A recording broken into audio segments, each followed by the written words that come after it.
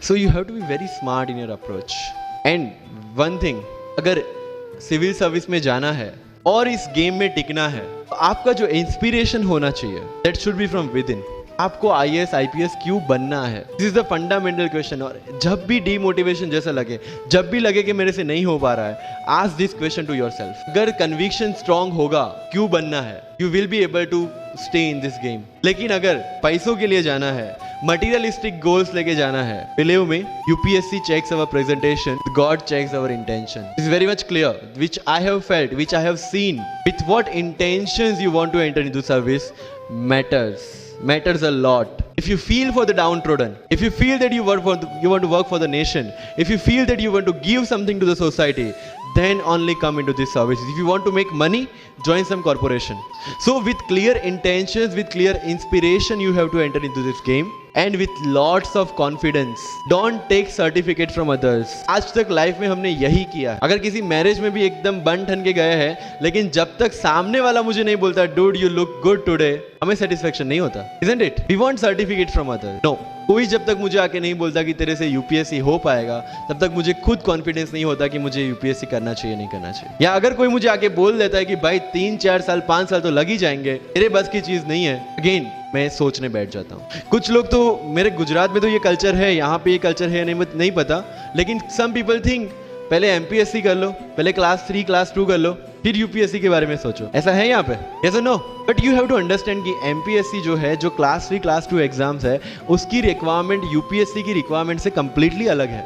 अगर MPSC ये पूछता है कि स्टैच्यू ऑफ यूनिटी कहाँ बना है या किसने बनाया है, उसमें कितना kg गोल्ड यूज हुआ है या उसका आर्किटेक्ट कौन था, UPSC will ask statue of unity होना चाहिए या ना होना चाहिए. This people will ask you Panipat का फर्स्ट बैटल कहाँ पे हुआ था, सेकंड कहाँ पे हुआ था, थर्ड कहाँ पे हुआ था, कौन जीता था, कौन हारा था, कहाँ से आए थे.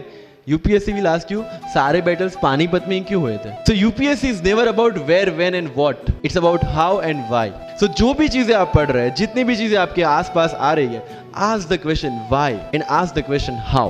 Without getting biased. One thing is very much needed for this service is your critical attitude toward everything without getting influence from anyone and anything. You are not supposed to get influenced by any ideology.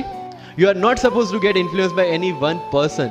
One thing is your guiding torch throughout this exam and throughout your life should be the Constitution of India and the philosophy of the Constitution of India. No party philosophy required. So अगर कोई चीज हो रही है, I have only one thing to do.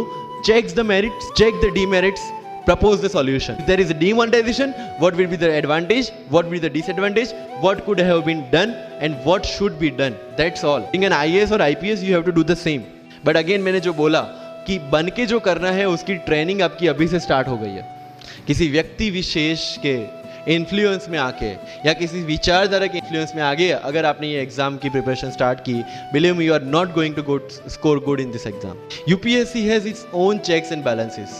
Prelims खत्म कर लिया, mains में फिर से होगा, मेंस निकाल दिया, इंटरव्यू में फिर से होगा. देयर आर 3 स्टेप्स इसीलिए रखे गए ताकि डिजर्विंग कैंडिडेट्स आ पाए.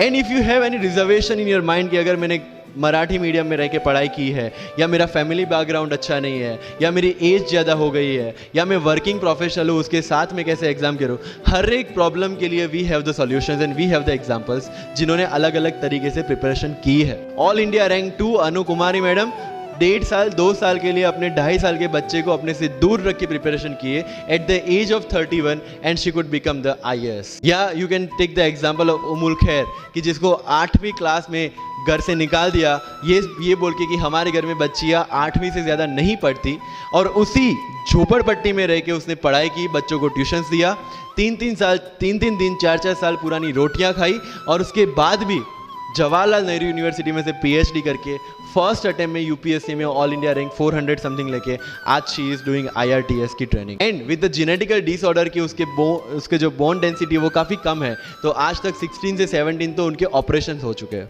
Do we have any kind of limitations like this? कोई जेनेटिक डिसऑर्डर या घर से निकाल दिया गया हो या खुद मजदूरी करके पढ़ना है? No. Then what are the problems? All problems are here. अगर मैंने ये सोचा होता कि अब एक्सीडेंट हो गया मेरे से नहीं लिखा जाता, नहीं लिख पाता मैं. मुझे किसी ने पूछ लिया कि सफीन हसन के अचीवमेंट्स इतने हैं, इतना सब कुछ अब मतलब पा लिया है, what is a failure in your life?